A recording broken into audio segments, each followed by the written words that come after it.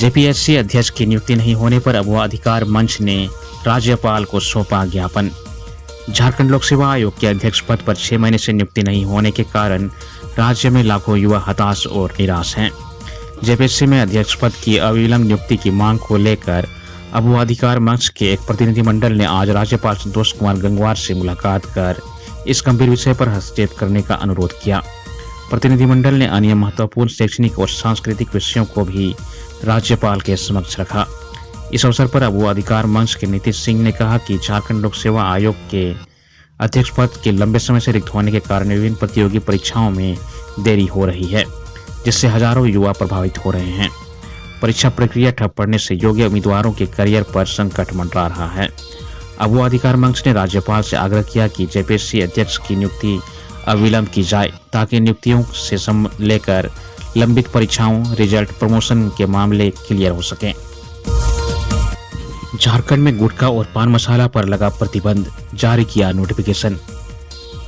राज्य सरकार ने तंबाकू एवं निकोटिन युक्त गुटखा एवं पान मसाला पर पूर्ण प्रतिबंध लगा दिया है। राज्य में न तो इसका निर्माण, भंडारण या वितरण होगा और न ही इसकी बिक्री होगी। स्वास्थ्य विभाग ने मंगलवार को इस संबंध में अधिसूचना जारी कर दी है। इसके तहत राज्य सरकार ने लोक स्वास्थ्य को ध्यान में रखते हुए यह प्रतिबंध 1 वर्ष के लिए लागू किया है। बाद में इसका विस्तार भी हो सकता है। स्वास्थ्य मंत्री डॉक्टर इरफान अंसारी ने इस निर्णय पर कहा है कि राज्य के लोगों के स्वास्थ्य के साथ खिलवाड़ किसी भी कीमत पर बर्दाश्त नहीं किया जाएगा। गुटखा और पान मसाले के कारण कैंसर जैसी घातक बीमारी तेजी से बढ़ रही है। हमारे युवा इससे अधिक प्रभावित हैं। उन्होंने कहा कि पान मसाला या गुटखा बेचने, भंडारण करने या सेवन करने पर कड़ी कानूनी कार्रवाई की जाएगी। गुटखा माफिया और अवैध कारोबारियों पर विशेष नजर रखी जाएगी। किसी भी दुकान, गोदाम या व्यक्ति के पास गुटखा मिलने पर न केवल सख्त कानूनी कार्रवाई होगी, बल्कि गोदाम भी सील किए जाएंगे। स्वास्थ्य विभाग और प्रशासन को सख्त निर्देश दिए गए हैं कि इस आदेश का कठोरता से पालन कराया जाए। महाकुंभ से स्नान कर लौट रही कार रामगढ़ में दुर्घटनाग्रस्त, 2 महिलाओं की मौत। रामगढ़ में महाकुंभ से स्नान कर वापस लौटते समय रामगढ़ जिले के मांडू थाना क्षेत्र के सेमरा जंगल के पास NH30 पर दुर्घटनाग्रस्त हो गई। बताया जा रहा है कि श्रद्धालुओं से भरी कार पश्चिम बंगाल के झालदा जा रही थी, लेकिन रास्ते में ही हादसे का शिकार हो गई।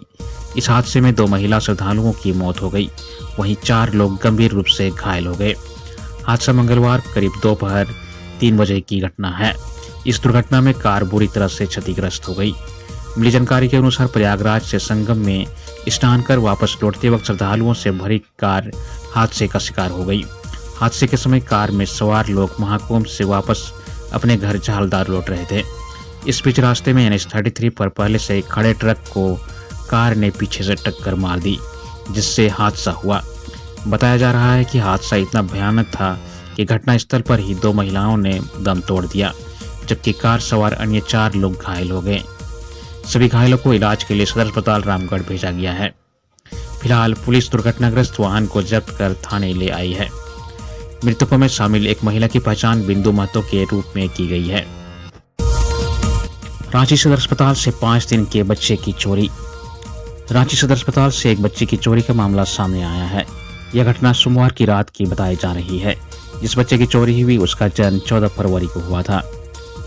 इस मामले को लेकर परिजनों ने लोअर बाजार थाने में लिखित शिकायत दर्ज की है, जिसके बाद पुलिस अस्पताल पहुंचकर CCTV खंगाल रही है। महज 5 दिन के बच्चे की चोरी के बाद अस्पताल की सुरक्षा पर भी सवाल खड़े हो रहे हैं।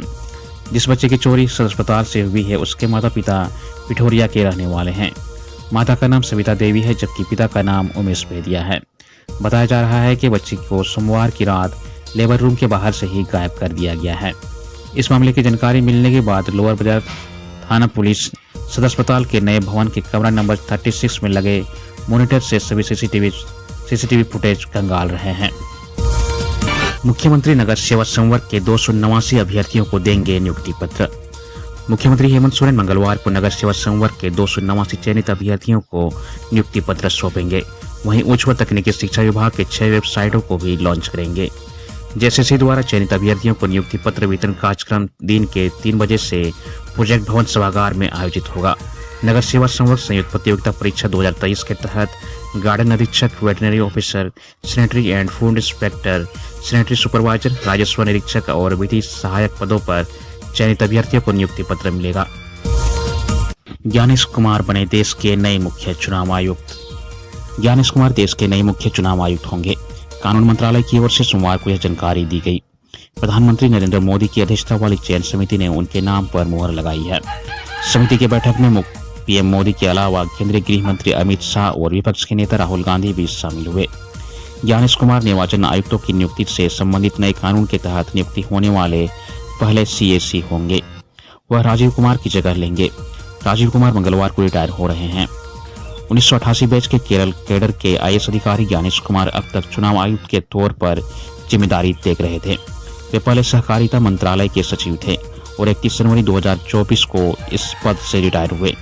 विवेक जोशी को चुनाव आयुक्त बनाया गया है और जोशी 1989 बैच के आईएएस अधिकारी हैं। गिरिडीह में सीएससी संचालक ने बेटे के खाते में मैया सम्मान योजना के 4 लाभुकों की राशि भेजी।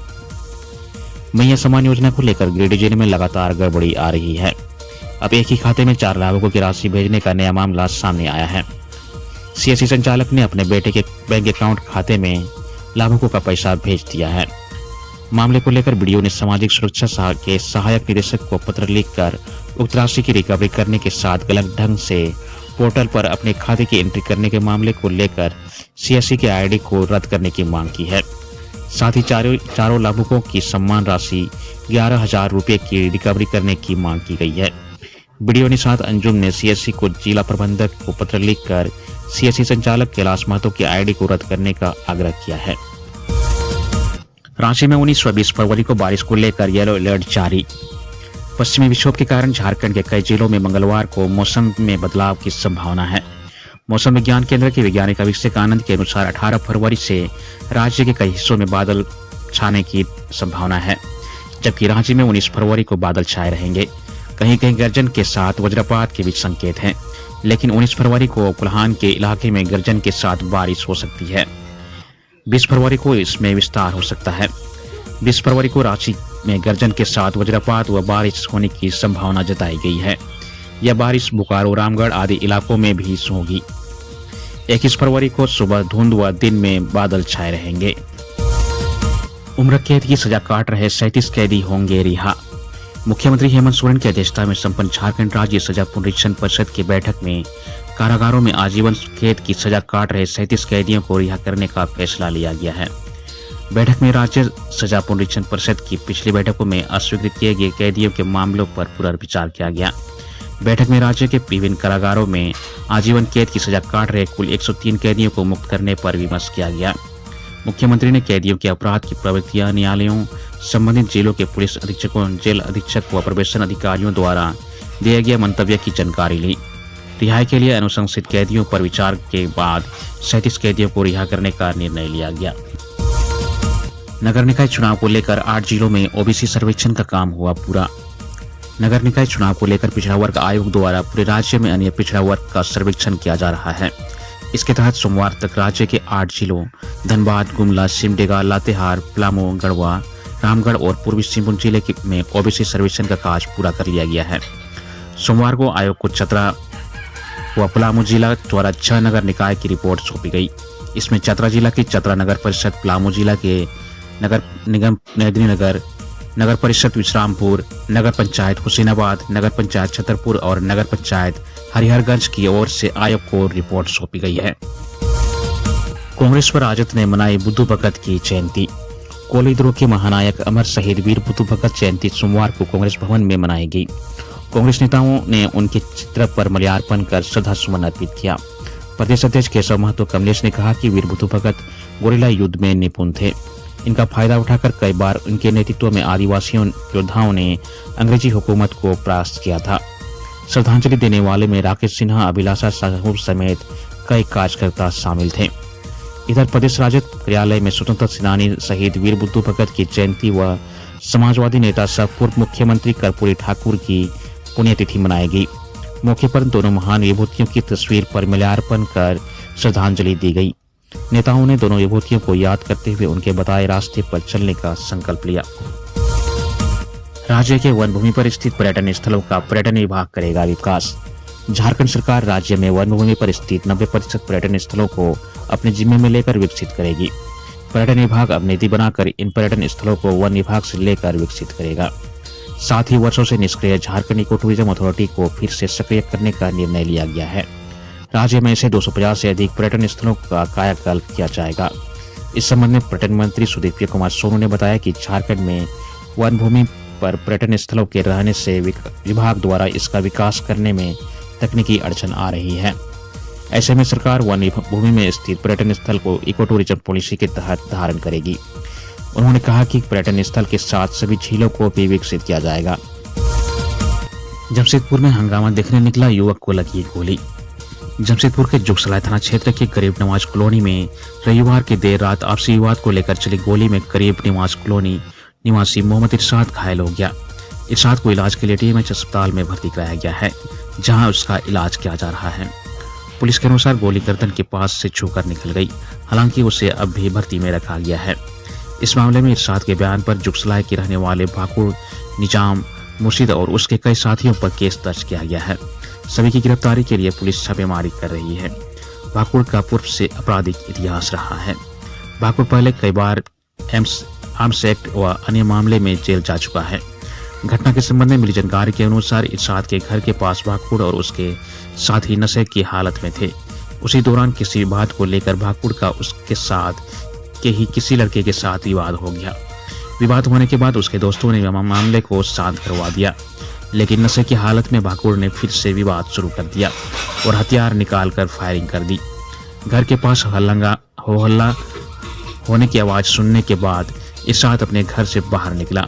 उसी दौरान भाकुड़ ने दोबारा गोली चलाई जो इरशाद के गर्दन में लग गई। जमशेदपुर के साकची में 2 व बिष्टुपुर में बनेंगे एक फ्लाईओवर।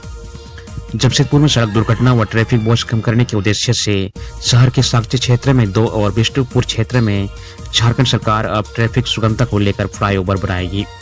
जेएनसी के तैयार प्रस्ताव को सोमवार को जिला चयन योजना समिति ने चर्चा के उपरांत पारित किया। इतना ही नहीं, जेएनसी की शहरी विकास क्षेत्र में वित्तीय वर्ष 2025-26 के लिए 15वें वित्त आयोग पथ परिवहन एवं नागरिक सुविधा योजनाओं की सहमति भी चयन समिति ने पारित की।